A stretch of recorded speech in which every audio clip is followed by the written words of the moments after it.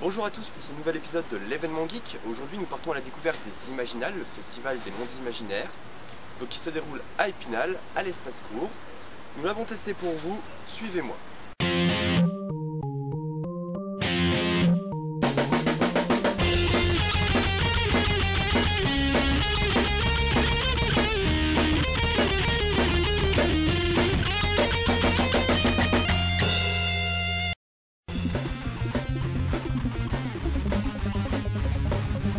Elisabeth, bonjour. Donc Elisabeth, tu es parmi les organisatrices du festival des Imaginales.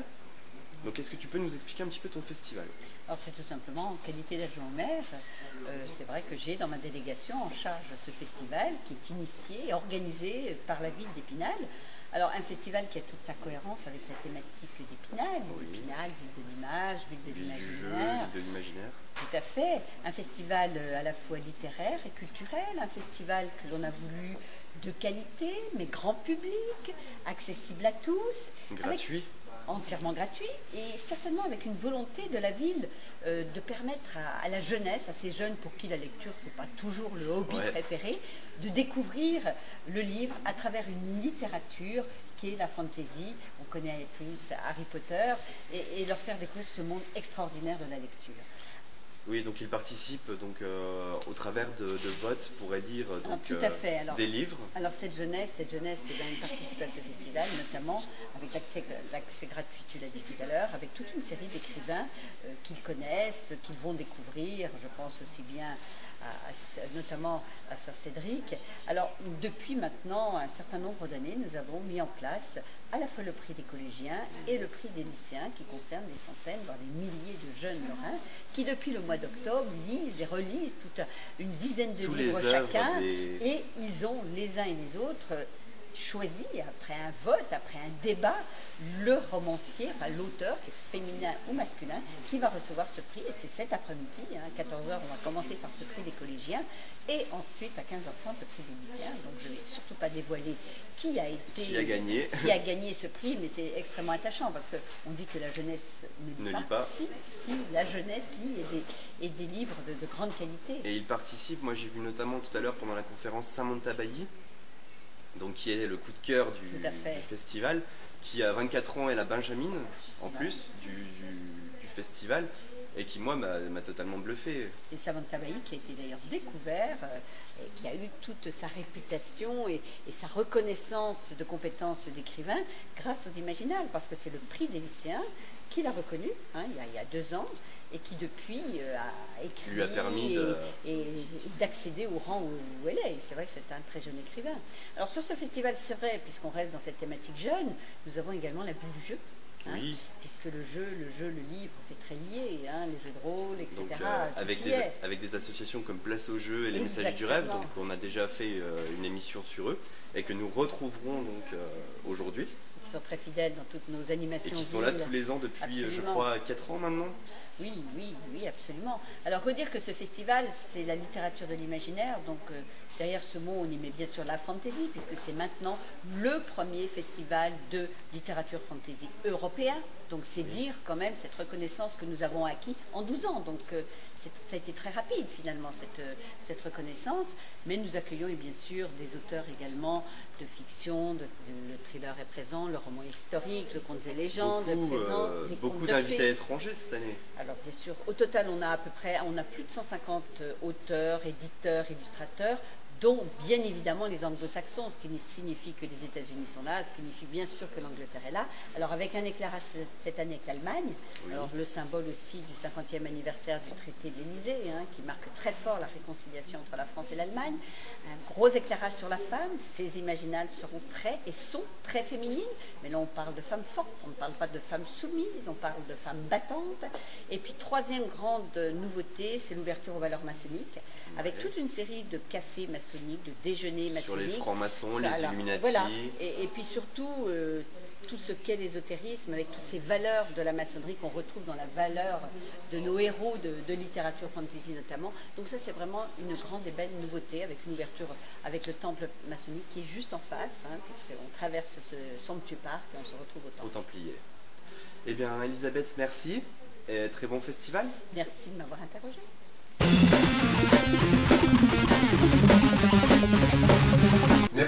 merci Stéphanie. Je voudrais tout d'abord bien sûr vous souhaiter à toutes et à tous une très chaleureuse bienvenue ici à Épinal et je suis très heureux de donner ce coup d'envoi des 12e Imaginales ici à Épinal. Alors cette année, quelques particularités. Tout d'abord, un pays qui est mis à l'honneur, l'Allemagne. Vous savez que nous fêtons cette année les 50 ans du traité de l'Élysée et qui marque la réconciliation très forte entre la France et l'Allemagne. Et nous avons cette année donc un partenariat avec le Festival du livre jeunesse de Sarrebruck et la présence bien sûr d'auteurs allemands ici. Autre mise en avant, c'est la femme, mais la femme forte, combative, conquérante. On aura sans doute l'occasion d'y revenir. Et puis aussi cette année, pour la première fois, des imaginales maçonniques avec notamment une douzaine de débats au café littéraire qui se tiendront au temple maçonnique qui se trouve juste de l'autre côté de la rue, tout près d'ici. Et puis bien sûr, pour ce qui est du reste de ce festival, nous avons souhaité qu'il reste dans le même esprit de convivialité, de qualité aussi. Je crois que c'est un grand moment d'intelligence, mais sans jamais vraiment se prendre au sérieux. C'est comme ça que je caractériserais les Imaginales. Anne-Cécile, bonjour. Bonjour. Donc on te retrouve aujourd'hui après l'émission Place sur Place au jeu, donc dans le cadre des Imaginales. Donc tu animes l'espace, une partie de l'espace détente, de l'espace jeu, de la bulle du jeu. Et donc tu nous as parlé de Nocturne. Oui, alors c'est vrai qu'on est sur la bulle du jeu avec 4 associations d'Épinal pour le jeu, avec les 2 boutiques de jeux également. On est sur place donc, de 10h à 19h, mais également on continue donc, en nocturne vendredi soir et samedi soir, donc à partir de 20h, tant qu'il fait un peu très chaud, et on continue, donc c'est ouvert à tous, à tout public. Donc jeux plateau, mais il y aura également les tournois de GCC, enfin des cartes à collectionner, il y aura les messages du rêve qui vont sûrement continuer en jeu de rôle, jeu de figurines. Voilà, c'est bien, tout le monde est bien vu. Pour ceux qui ne te connaîtraient pas, je rappelle qu'on a fait une émission donc, sur Place au jeu, donc au bar, donc j'invite les gens à regarder. Et donc, bon jeu. Oui, merci.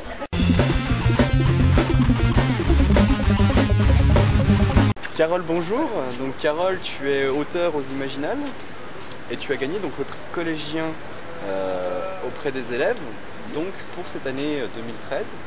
Donc est-ce que tu peux nous raconter un petit peu ton roman? Le roman alors. Le roman. Le roman, c'est l'histoire de Nina qui habite un ours sur Staline et dont la maman travaille dans un musée d'art occidental. Sa maman est envoyée au Gulag et donc Nina décide d'aller la sauver, de traverser toute la Russie et la Sibérie pour la sauver. Réussir à la retrouver. Voilà. Et sur le chemin, en fait, elle va se rendre compte qu'elle fait partie d'une lignée de magiciens. Donc oui, l'apparition du fantastique. Voilà, le fantastique vient parce que voilà, ils ont un pouvoir de réveiller des anges à partir d'icônes, de 3 icônes magiques. Et en fait, vraiment pour moi l'idée c'était vraiment boucler une boucle aussi autour de l'art avec l'art occidental qui est censuré et puis l'art spirituel comme les icônes et puis d'aller jusqu'au bout de cette spiritualité, c'est-à-dire l'icône sort de l'ange peut sortir de l'icône grâce au souffle magique des Volkovitch. Et donc tu as 2 suites, si je ne me trompe pas. Il y a tome 1, tome 2, tome 3. En 3 tomes. Trilogie. Et donc voilà, donc tu as été élu donc, par tous les collégiens spinaliens et lorrains également. Et donc c'est ta première participation aux Imaginales ou tu étais déjà auteur? Première participation, et ben félicitations alors. Et voilà, je suis hyper heureuse d'avoir ce prix, hyper émue. Et les collégiens m'ont vraiment beaucoup touchée par leurs questions, par leur curiosité. Bon, j'ai vu ça pendant la remise, quand ils t'ont remis un livre tout à l'heure, j'étais vu très ému. Oui. Ah oui, c'était assez touchant. Ouais. Oui, parce qu'à la fois ils ont créé eux-mêmes, c'est-à-dire qu'à partir de Nina, ils ont créé des choses, ils ont dessiné, ils ont écrit des poèmes, ils ont collé des choses, ils ont plein d'idées incroyables sur la Russie, sur toute l'iconographie russe et puis aussi sur l'URSS, avec vraiment des choses étonnantes. Il y en a un par exemple qui a dessiné carrément un tableau que Nina imagine, que Nina Nina peint dans le lit. Donc voilà, Nina elle est peintre aussi et donc elle peint un livre, je décris ce qu'elle peint et il y en a un qui est allé peindre.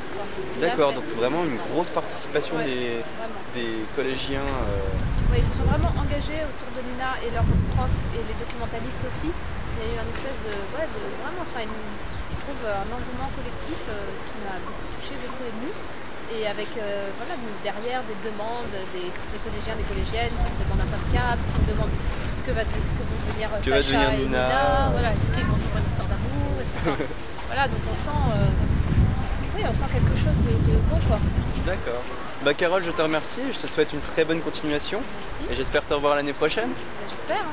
Au revoir. Merci à tous d'avoir suivi ce nouvel épisode de l'événement geek, j'espère qu'il vous a plu, n'hésitez pas à partager, aimer et commenter la page et la vidéo. Pour ma part, je vous retrouve dès demain pour un nouvel épisode des Imaginales, le 2e jour, en espérant vous voir nombreux. À demain.